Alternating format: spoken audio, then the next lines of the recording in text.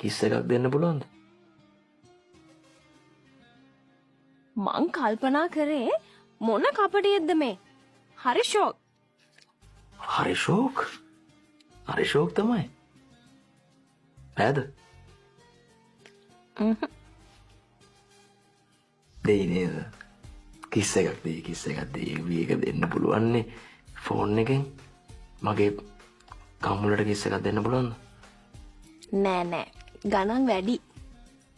නෑ මන් දන්නවනේ මිස්. මිස් ඉතින් හරි පරාර්ථකාමී කෙනෙක්.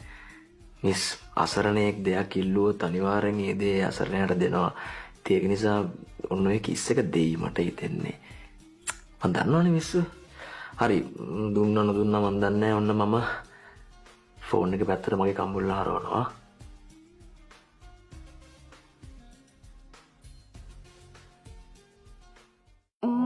පෙම්හසු ඔබ ලියූ කවි පෙළි සුන්දරයි රත්තරන් හදවතේ ආදරේ පිවිතුරුයි තනි වෙන්න දෙන්න